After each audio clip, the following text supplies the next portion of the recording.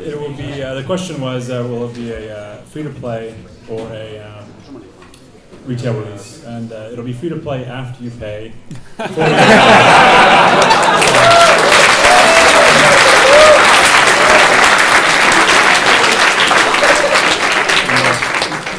We're looking to target Steam primarily. We have a lot of features in the game that will capitalize on the Steam features, and but we will do physical retail as well here in Europe. So. Great.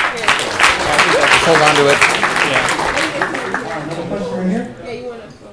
Here, Thank you. I can walk.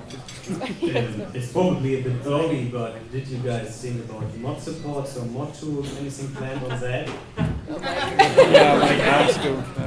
Thank you. Hi. Oh yeah. We've loved working with the mod community, and excuse my voice, it's been going for 5 days now. Those of you that met me before know that by Saturday night I'm talking like this, but we love the modders, and it's incredible the work that modders have done on our projects in the past, and it always blows my mind, especially as a lead programmer, to see what the modders do when I'm like, there's no way you could have done that, and they do it. So Grey Goo is releasing with the map editor, and so people can start creating maps, trading them with friends, trading them through Steam Workshop, so people can create their own custom maps. And then some of we've had some really great discussions with the mod community today, and so for modders out there, we're still using the same file formats, Alamo files. You guys know how our file formats work. Everything's still in XML. And our tools work, how our mega files work. So all the modders out there know how our stuff works. So they'll probably start modding the game when it's in beta, I bet. So it is. Yes, we're going to support mod. We love the mod community and what they do, and yeah, we really want to embrace it.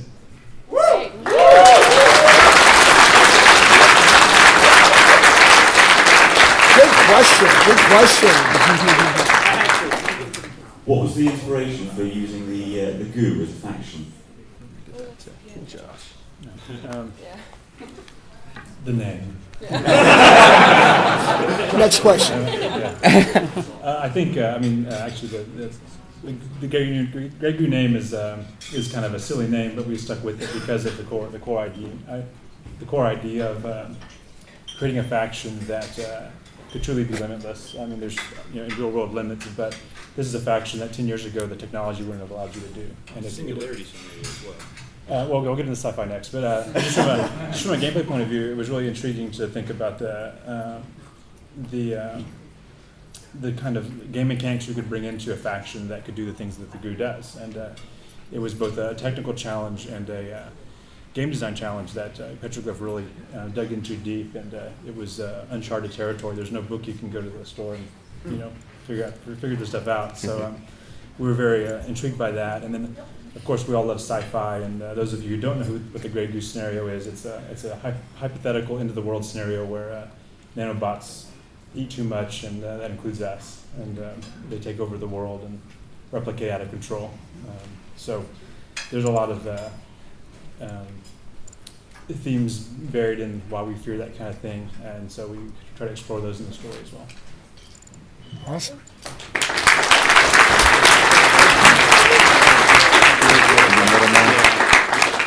So my question is, I'm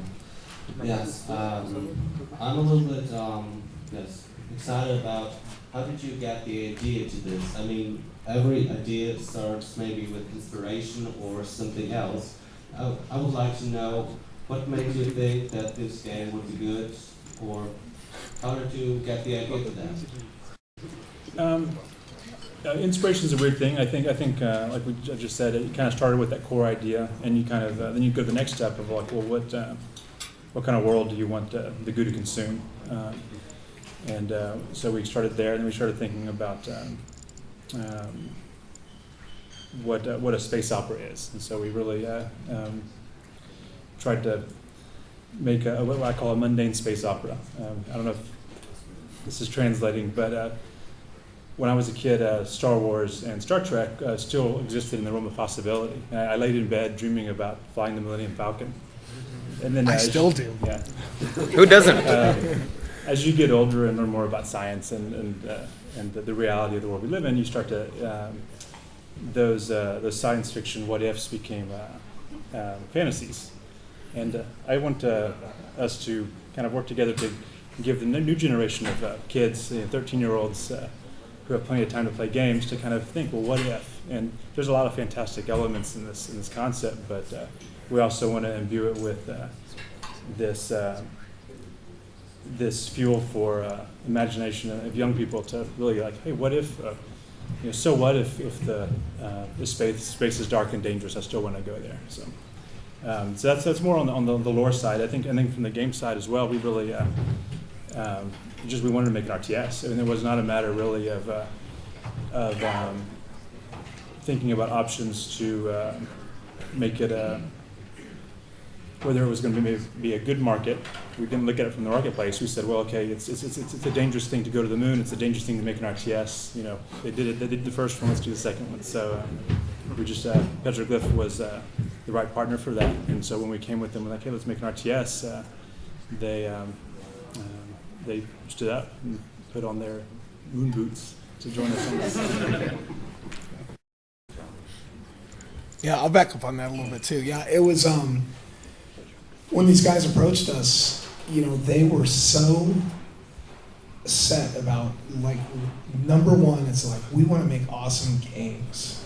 And it was like the first, publisher that we had ever talked to, that was like, it was really, really about the games first. I mean, everybody says it is, but, everybody's also looking at, the bottom line and return on investment and all that stuff. And the Gray Box guys, were just so passionate about, let's just make something awesome. Let's just put our hearts and souls into this. And when they came to us with this concept, our imaginations went kind of wild, because we're like, how are we going to make Grey Goo as an RTS faction? Because we've always dealt with units and vehicles and infantry and aircraft and structure, and the Grey Goo is the opposite, where it's liquid, it's always moving, it's always consuming, it's growing, and it's like, we've never done anything like that in a real-time strategy game before. And so that was an incredible challenge, from, like Josh was saying, technically, artistically, and with design, and even with audio, with what Frank's doing with the sound. And so we had so much fun, because when you see the Goo in its liquid mode, that's not even pre-rendered or pre-made by an artist. Like, our team did not sit down and model and texture and animate the Goo like we've always done. We went full procedural algorithm approach, where it's completely programmatically designed through algorithms. We use a technology called metaballs, and we combine that with flocking algorithms, and then add on the texturing and everything. And that's what makes the Goo so crazy strange, is it oozes around and it grows and eats and it crawls over all the terrain. So for us, it was just an incredibly cool challenge to try and really think outside of the gray box and come up with something.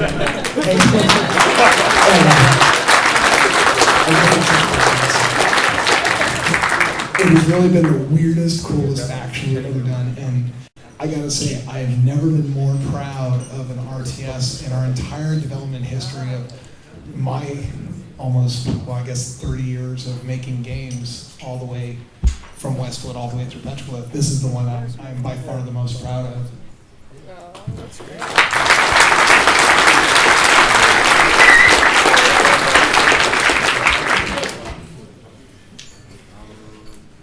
What will you gonna do against toxic and negative players? Will you wait like Riot Games and what they're gonna do and destroy the game, or what is your idea?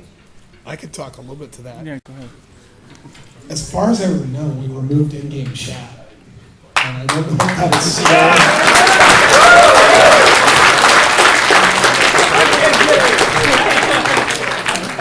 because I had to write in-game chat and in-game voice chat. I mean, I think we still have text. Yeah, chat. we have text chat inside the game. We still have text chat. I'm sorry, I didn't It's even. moderated. But you can turn it off if you can want. turn it off, and we had I did the coding side of the in-game voice chat, and that was one of our huge worries as well, was the toxicity of the internet, and you know, some of the experiences we've had have been unbelievable because so many gamers are great and people get chased away.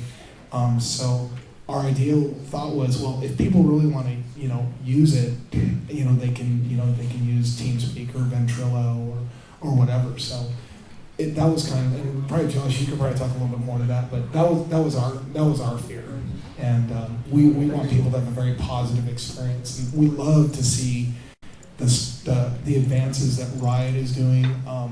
Love to see how they're doing Hearthstone. With the way that people interact through Hearthstone from Blizzard, that is just great because nobody gets slammed or hated on. And maybe Josh, you might want to add a little bit to that. Yeah, I think there's things you can do with technology, but the other thing is community, and I think we're doing our best to really put a lot of emphasis on community. And that's you guys, and the culture and the DNA of that community can really drive the habits of the game. The Grey Goo and the GG, we want that to kind of be a spirit,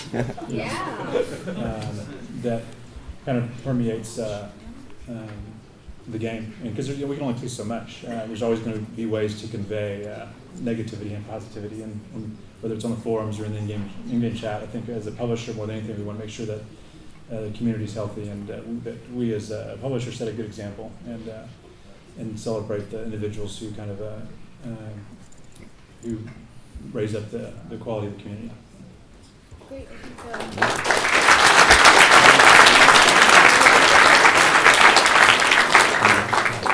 So this is more of a design question. From all the possible races of factions you could have created, how did you get the idea? Because you have human, half animal, and aliens, and robots, and humans. And at what point did you get the idea, oh yeah, Goo could be a good faction? I mean, if you told me we're gonna make a game and you play Goo in an RTS, I would call you crazy. It's so crazy, it's genuine.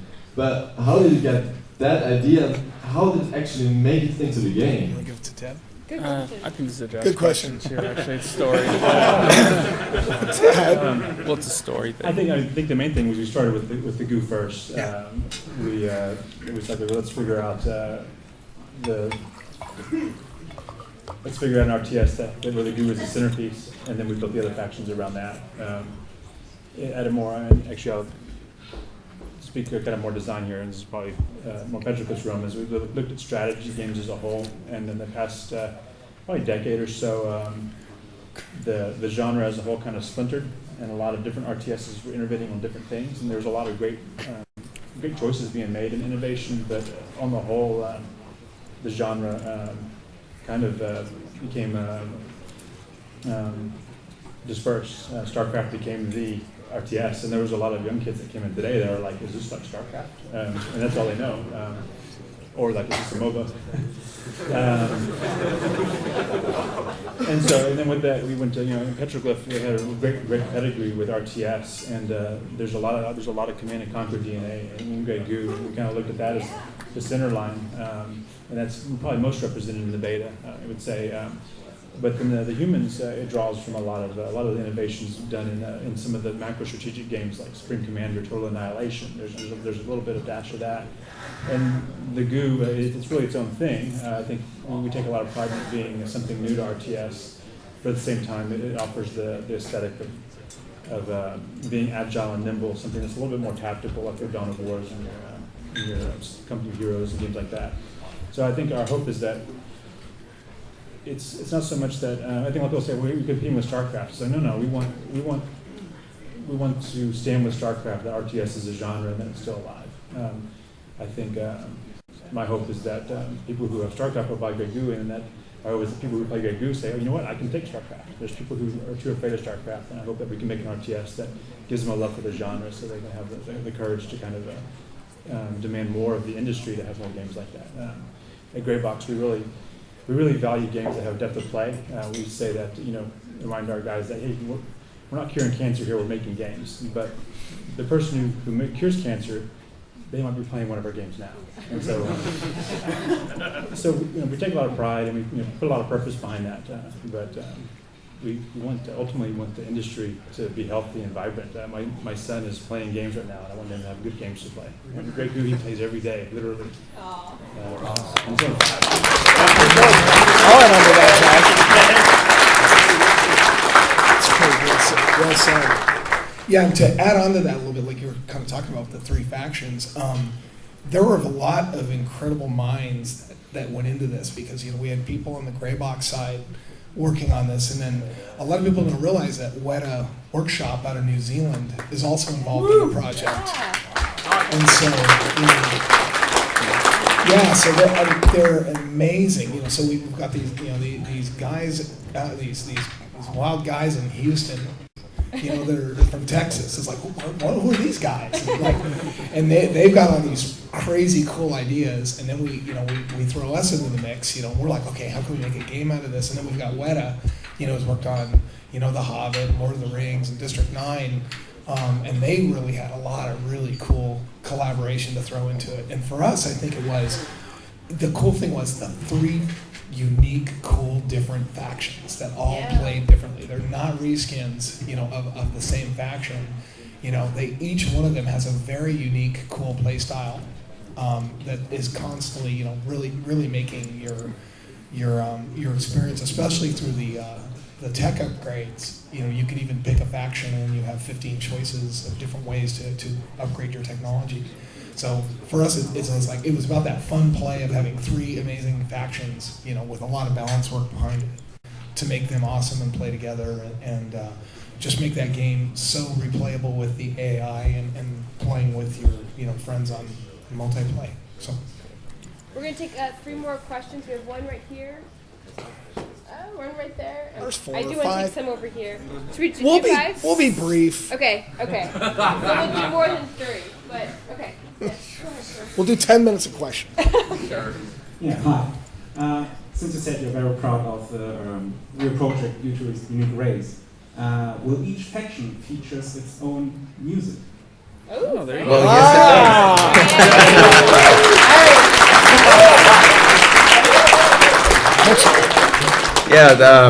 yes, definitely the soundtrack for this game was a lot of fun to work on because, first of all, for as long as I've been doing this, I was with Westwood when we did the first real-time strategy game, Dune 2, and everything that we've done since, all the Command and Conquers, and then Petroglyph's history, of course, doing Star Wars: Empire at War, Universe at War with Sega, and now that we're having the chance to do this project, it's probably the most creative in terms of the vast differences of these factions, the world, the whole science fiction and the story behind it, and that really energizes me as an individual and as somebody that gets to sink their teeth into how this audio is going to translate and how the soundtrack's going to translate. So when you have 3 unique factions, what made sense to me? 3 unique soundtracks.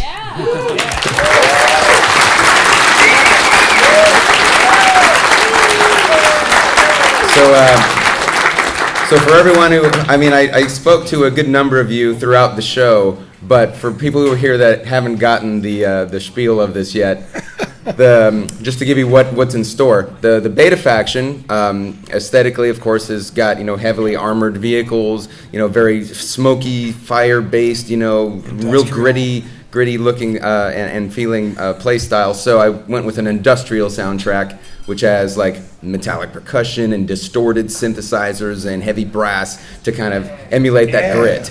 So gives it a good personality, and I really wanted to separate that for each faction. So the humans, which is very clean and crisp looking and futuristic and high tech and hovering vehicles, I gave them a modern electronica soundtrack. Combined with a little bit of orchestral elements throughout to kind of identify some organicness mixed with the machine. And then, of course, the Goo, which was the most fun to come up with something for. Because it's so new and so different, and to me it seemed very eerie and mysterious, and I wanted to do something that conveyed that. So what I came up with after some experimentation was really dark orchestral music and choir music mixed with dubstep.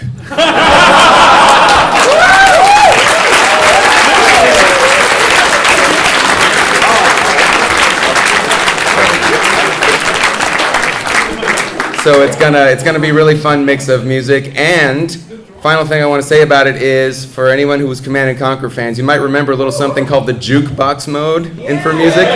We're bringing that back. Thank you very much.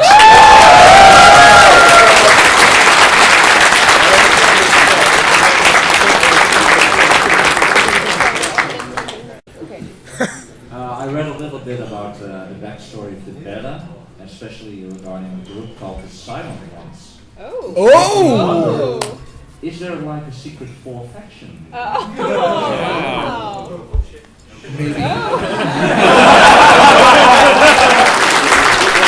we gotta go. Is that good enough? Good enough. I guess that's good enough. I was gonna say somebody embellish. Maybe so. Maybe so. Good question. Somebody buy him a drink. For free.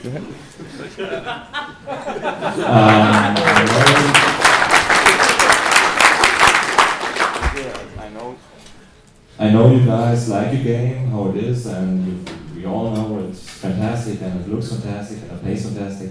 But since you are distributing it on Steam, will there be any possibility for the community to develop any mods for it over the Steam workshop, so they can enhance other players and their own experience for the game by adding new factions or any new graphics, textures, whatever? So we really like the Steam platform. We've become very big Steam fans after developing on it for the last several years, not just this project, but several others.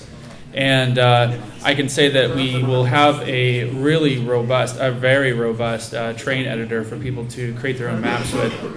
It's probably a little too powerful, but given the fact that the things that we've seen you guys create, I know that if we give you more than enough, you'll be able to create just amazing things with it. So yes, we'll be giving out a map editor with the release of the product, and it's very full featured. It's going to allow you to do a lot of things, and then we're going to be listening to you guys to hear what else you want us to put into it. So if you respond back to us and you say, hey, can we get this kind of support? Can we get the support for creating our own textures, adding our own props to the map, maybe scripting your own missions or something? Let us know, and we can start working on that stuff. So. And also,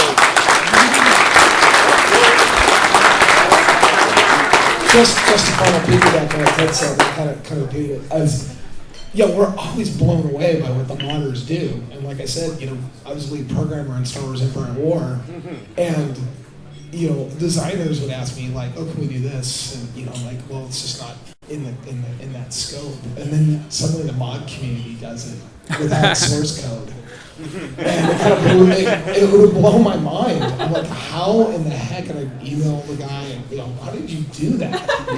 And the mod community is so clever. And like I kind of repeat what I said earlier. We've already had some modders come by visit today, and they know our file formats, and they know our texture formats, and they know how our LAN Mode engine works, and they know our mega files, and so I think we're going to see awesome stuff from the mod community. Yeah. So,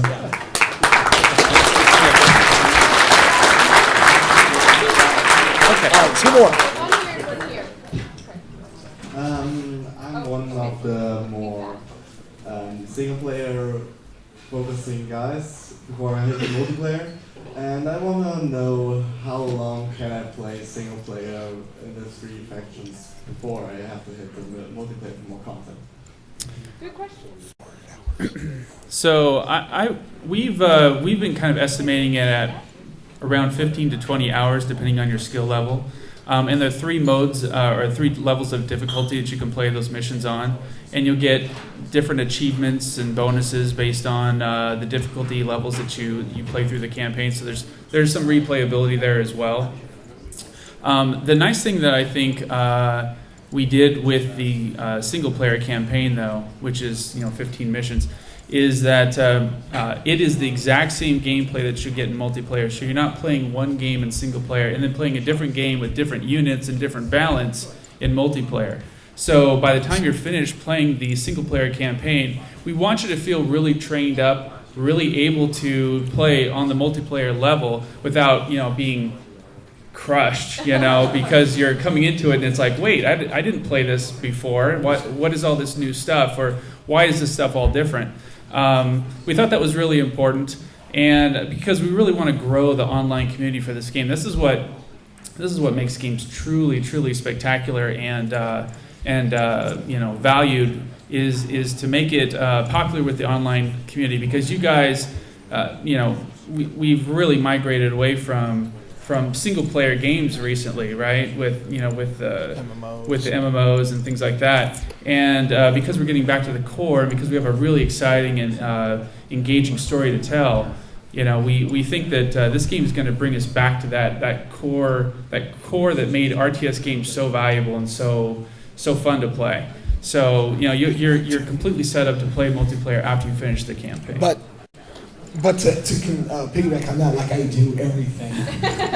My friends call me a conversational terrorist because I blow up every conversation and take over. No, but I gotta say, I suck at multiplayer. I get my ass kicked by other players all the time. I remember doing Universal War and I got in the beta and I'm like, man, I'm gonna rock. And I got my butt kicked so fast, and I was the lead programmer, and I'm like, what? So, to your point, so our game, something that we've really evolved is this game, we've done an all new AI system that we've never done before.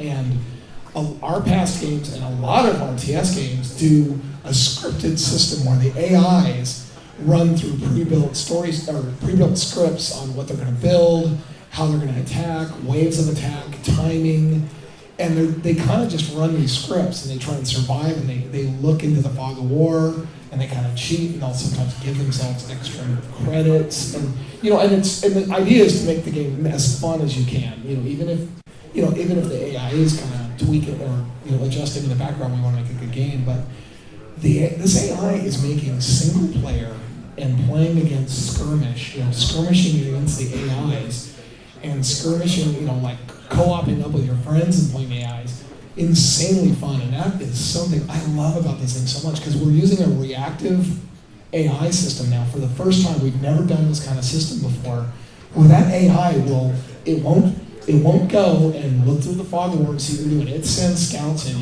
If you guys are playing it at the booth, you'll see scouts come in and look at your booth or your base and run off. That information is being used as it sees what you're building. If it sees you building aircraft, it's like, man, I'm going to go start building anti-aircraft. So it will react. If you change your play style, it'll change its play style. And so even when you're playing through the campaign, the story campaign, if you change your strategies or try and win that campaign mission differently, the AI is going to change it up, and it's not going to do the same thing that it did every time. And you're going to have a very hard time kind of finding those exploits of how to like beat the AI and trick the AI. So just in terms of that, I think the single player is going to be very replayable, as well as we don't have to go online and play multiplayer with strangers. We can group up and just try and take on the AI and just set that AI on hard and try and beat it. So I just want to say that for me, just like you, it's like I love the single player, and I think we're gonna have a lot of fun with that. Okay, we're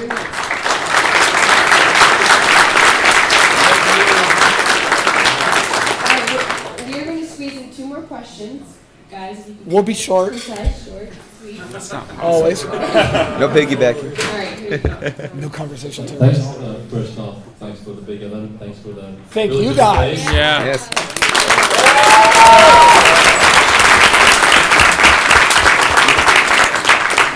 Thanks for the opportunity. And my question would be something that I've asked one of you about even before, is esports and the competitive part. Very good. I was wondering that. Do you see your game as a potential esport? And if so, how do you plan on supporting it?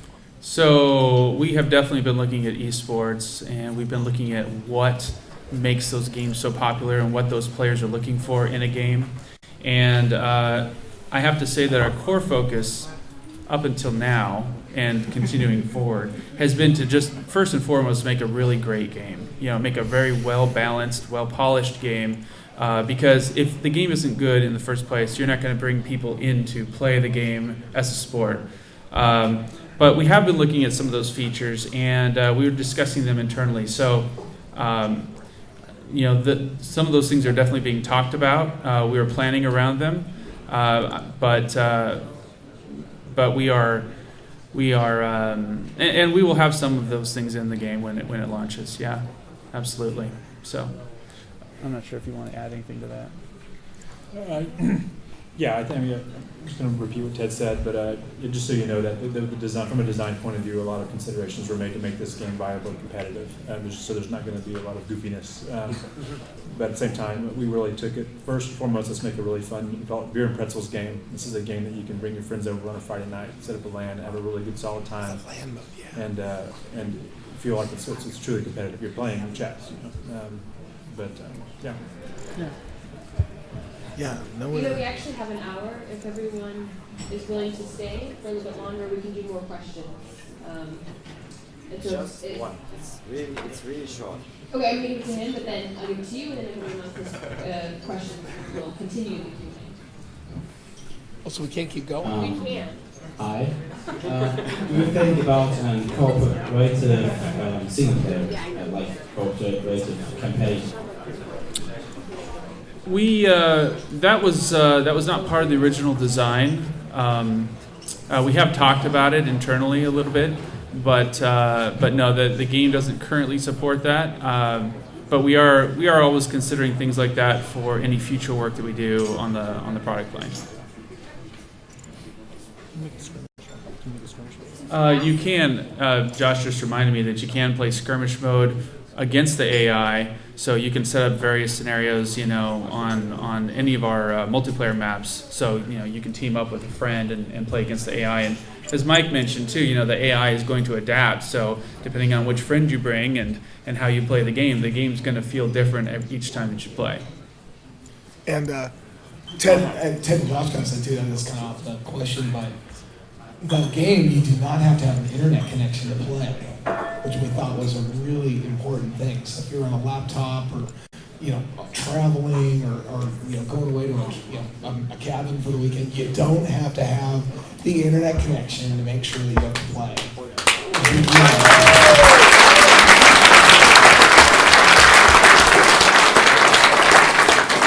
And then on top of that, the game has full support for LAN mode because we wanted to start thinking back about all those great LAN parties and stuff like that. So we have full LAN support as well.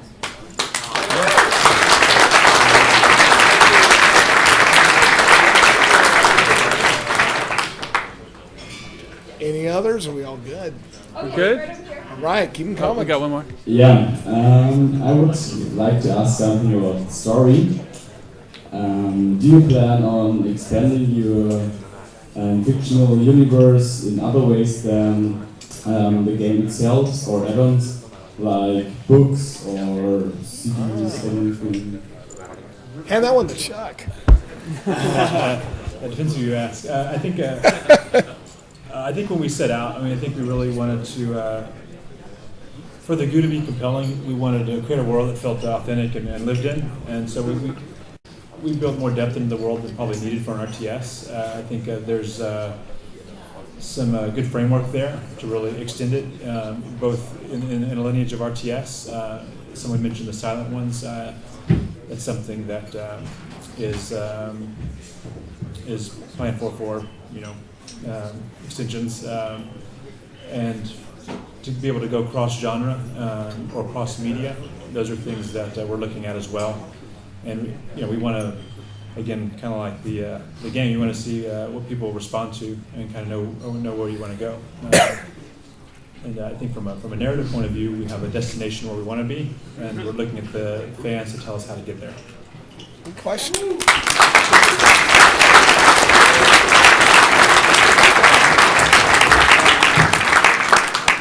I really like the game. And I just wanted to know if you're currently working on any other projects or are planning to work on any other projects. Yes. Yeah, I think part of the reason we all look so tired is because we are starting that up as well. So yeah, we're committed to this product. We have a lot of pride in it, and we love it, and so we want to keep going with it. So you know, answer is yes.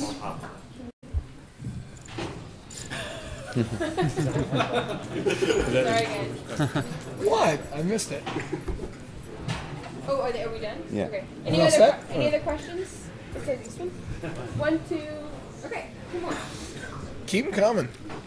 Do I have to push the button to speak? No, I think you just. If it's lit up, yeah. When we take the Easter eggs. Are we able to find Easter eggs in this game? If not, we will have them later.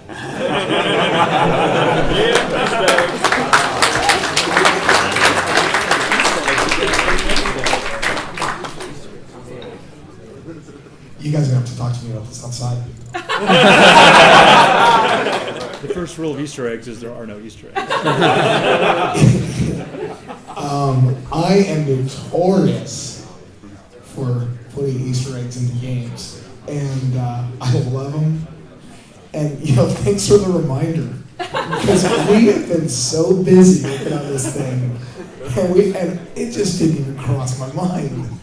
Now, when we do Easter eggs, we actually always let our publishers know what it is and should we take it out, and this is kind of a funny thing. So we never go secretly put something in and then let it go off to market, except for the Ocean I'm Burning incident with Kyrandia, which is a great story. Maybe you should tell them about that. Yeah, a great story on its own.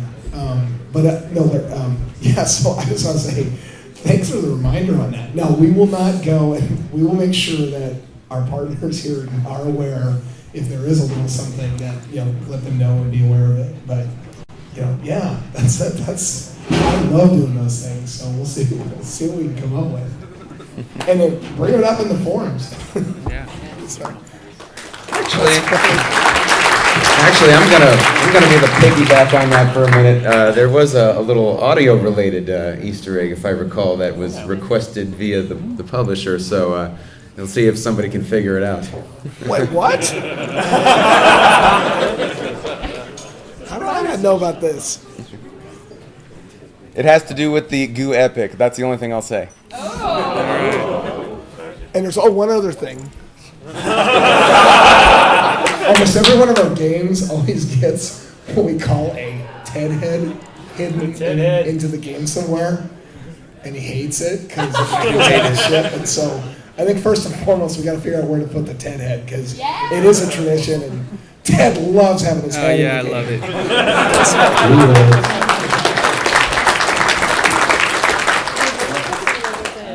This is my last question. Are we able to conquer the galaxy like in the game Star Wars Forces of Corruption? What was the question? Are you able to conquer the galaxy? Yeah, are you able to conquer the galaxy? More than one planet. Yeah, more than one planet, like one of our previous Star Wars titles. And the answer is, good question. Hopefully. Hopefully that will happen, because we don't expect this to be the very first game and the only game in the Grey Goo universe.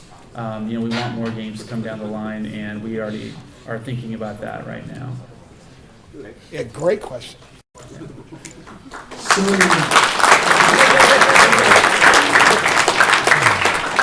We've heard two different stories now. Which came first, Grey Box or Grey Goo? Yes. Grey Goo came first, and then it's odd. We have Grey keeps coming up in our culture, but Grey Box actually came from our experience with Petroglyph. We had a Grey Box version of the game, and I don't know if you're familiar with Grey Box, but in software development, there's a period of development called Grey Box testing. It's where you test the functionality, and in the games industry, you test the fun before you really commit all the work to art. We had a really, really fun Grey Box. We literally had hoot and holler and laughing playing the Grey Box version of this game. And that's something that as a publisher, we're a new publisher, so we write our own rules. We thought, well, that's where the fun is born. That's where the embryo is inseminated. and so we took that as our name. It was just coincidence that it was Grey Goo. We had all kinds of naysayers throwing flags in the field, and even with the name Grey Goo, we had lots of naysayers throwing flags in the field. But we just kind of went with it. Talk to the paper game. The paper version. Oh yeah, I can talk to that. Yeah, just to add a little bit to what Josh was saying too. You know, in our concepting phase, it starts even before we get to a gray box gameplay state. And what Josh is referring to is, you know, the map is just gray grid, and the units are boxes and squares and really ugly shapes to differentiate them from one another. But before we even did that, we started on paper with pieces of paper on a large board with two tables pushed together, and it was a paper game. So, you know, a board game, if you will. And so we played multiple games on this piece of paper to validate the theories, the game theories that we had before the three factions, and how the bases would build together, how everything, all the pieces would fit. So, you know, the process started very early, and what Josh is mentioning, when they came down and they played that first game, that was in a completely gray environment.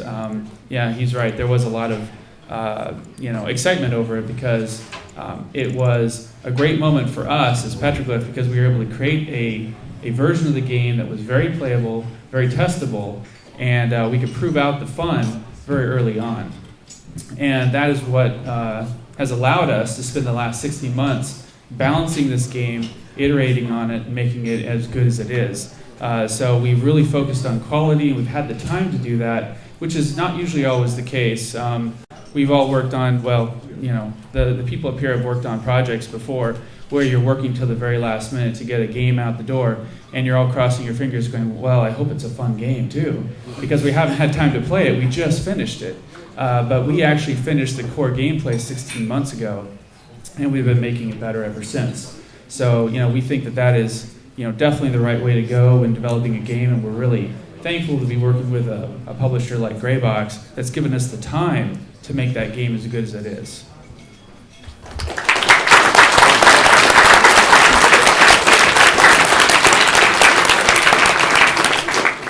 All right, guys. Well, we are going to conclude the Q&A session. Thank you, everyone, for your questions.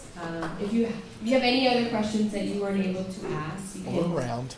Yeah, they're around. They're also going to be at GamesCom tomorrow. You can ask them there as well. So I guess now we'll just go ahead and jump right into the raffle or giveaway. Woo! And That's good. Woo! Yeah. Please give it up for Mike, Frank, Ed, and Josh. Great job, guys. Thank you.